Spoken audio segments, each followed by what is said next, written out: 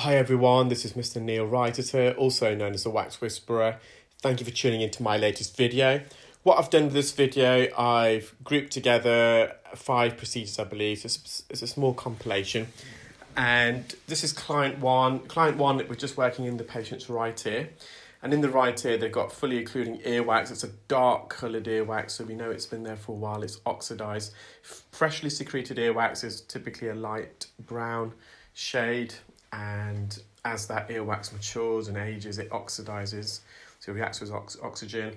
And just like an apple or an avocado, once you've cut into an apple or an avocado, and if you don't put it in some water with some lemon juice, some acid, it begins to oxidize. Similarly with the earwax, it turns darker. And this patient's earwax is also slightly sticky and wet. It is lodged very deep in the ear. So it's one of those ears that we call it a very messy ear. You go in there and it's all coating the canal wall. It's sticky, it's sloshy. You can just see there with the suction probe, it's very difficult to suction this. It's almost like a wet mud consistency. And instead of suctioning, you get some of the wax that sticks to the tip of the suction probe. And when you move the suction probe away, it just pulls it in strands almost. Almost like a chewing gum when you stretch it. Sounds weird, but if you're a doctor, a medic, you have a stool chart, and a stool chart, you get different consistencies of your stool, and I forgot how many there were, but different types of stool. By examining your stool, a doctor can sometimes have an inclination about your overall health and well-being, and not in the same way as earwax, but I'm not suggesting that earwax, the type of earwax you have, it might be, I'm not sure, but I doubt it. It doesn't give you an inclination of your underlying health condition, but because there's so many different types of wax, it would be good to have a grading system, and that's something that I might just develop. Typically wax is either categorised as wet or dry, but there's so many different subcategories. And it'll be good just to develop a grading system for different types of wax. So as soon as, if I say grade 2 type of wax, one would know straight away what type of consistency it is.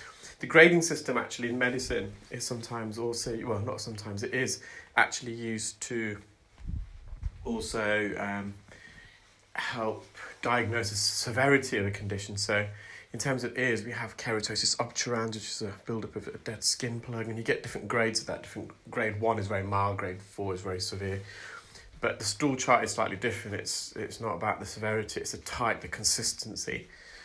So I'm just plodding along here, just trying to get this off the canal wall. I think I'm going to use some olive oil drops. Now, it was lodged very deep in the ear canal towards the eardrum, and we've just brought that away there. The patient has got quite a narrow ear. You can probably tell that actually. We've got a full Zollner suction probe in the ear, and it's not much giveaway there, not much space. So I've just put some oil in. Sometimes the oil, not only does it bind the wax together, but imagine you've got a ring on your finger that's stuck.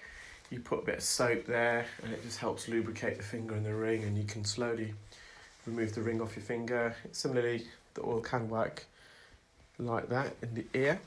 So we clean the ear, it's just a bit of wet around the edge. So we're just going to mop that up as much as we can.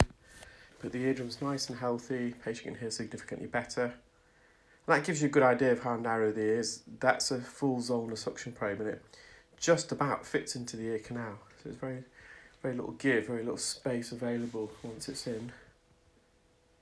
Yes, and there's a bit around the edge. I'm not going to get all of it out. It's not going to cause the patient any symptoms. A bit of wax is actually good for us. Lovely healthy eardrum, lovely light reflex. So that's patient 1. This is patient 2 now. This is patient 2. We're going to perform it in the left and right ear. So we're starting off in the patient's left ear. Now they have otitis externa. Otitis externa is an umbrella term for an outer ear infection. So the term otitis means ear infection. Externa means the external part of the ear, so the outer part. If you have otitis media, the media means in the middle ear. And the patient's got this otter ear, so ear pulse that was lodged against the eardrum. So we just cleared that now. You can see all the dry skin around the edge of the ear canal. And deeper, it's all wet and gooey. So we are going to go back in a moment and just suction off all the muck of the eardrum. The eardrum's not fully visible as yet. It's still covered by this discharge.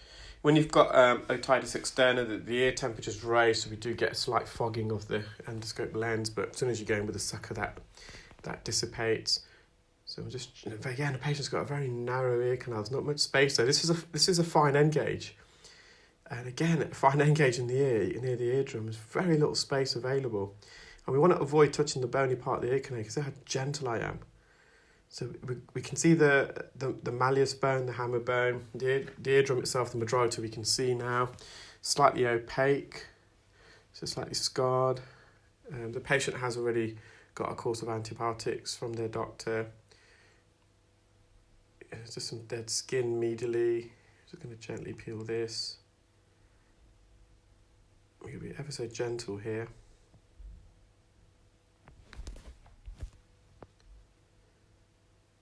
So when someone presents with otitis externa, you can more or less guarantee they've got earache, pain in the ears. So we've got to be careful not to add to that. And there's just some discharge here on the eardrum. You can see we just gently took that directly off the eardrum. We're very pleased with that now. I can just trying to fit the fine end into the anterior recess. It's just about fitted. I think there's just some here in the anterior superior portion of the eardrum. So that eardrum's all visible now. It's nice and clear. And hopefully with the antibiotics the patient has, that will clear up. I think I'm just going to mop up around the entrance now, so all this dry skin. So this is another hallmark of otitis externa. It's something you can get psoriasis, a bit of eczema if you like. You see it's a bit more red, it's a bit more tender than a normal healthy ear canal.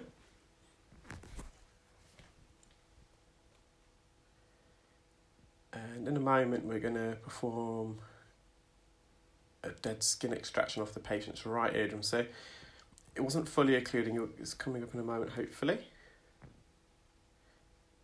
Okay, you can just about fit the endoscope in the ear, it's that narrow, so I'm very, very pleased with that.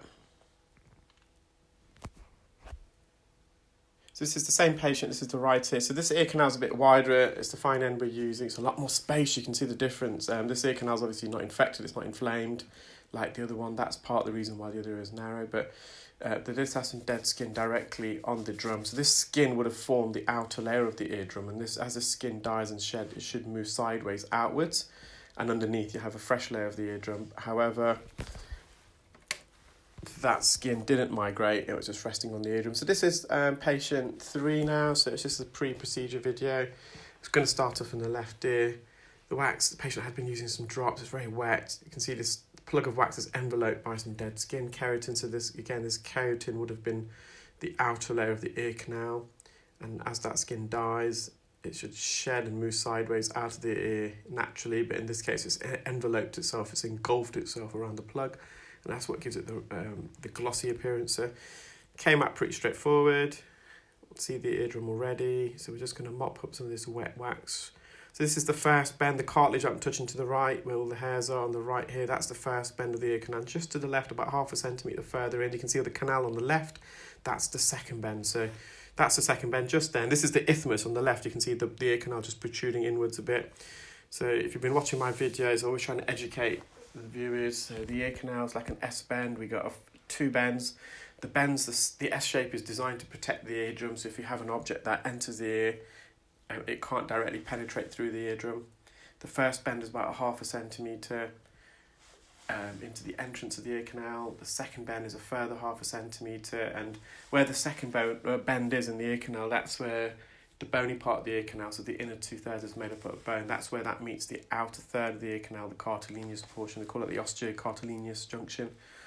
And then about 0.5 centimetre away from the eardrum, we have another natural narrowing of the ear canal, and the ear canal then widens again. We call that the isthmus.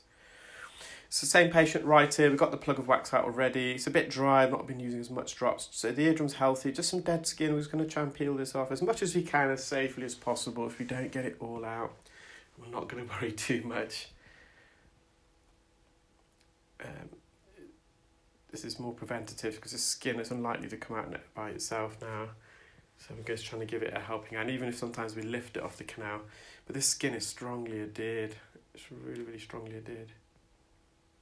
So the skin that lines the inner 2/3 is a lot thinner than the skin that lines the outer third.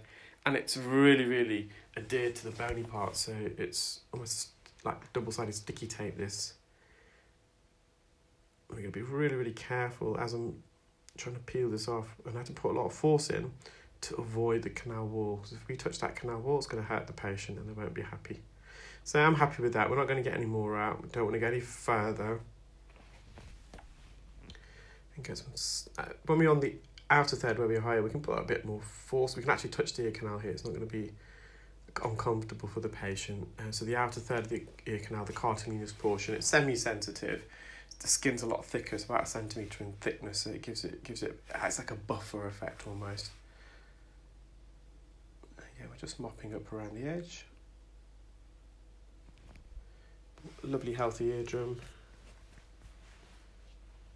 So these ear hairs, it can actually, they sometimes can be like whiskers. They normally grow on the back part of the ear canal near the entrance on the cartilaginous portions. The hairs should only be found on the cartilaginous portion. That's where the hair follicles are. There shouldn't be any hair follicles on the bony part, the inner 2/3 of the ear canal. Again, we're just mopping this up very quickly.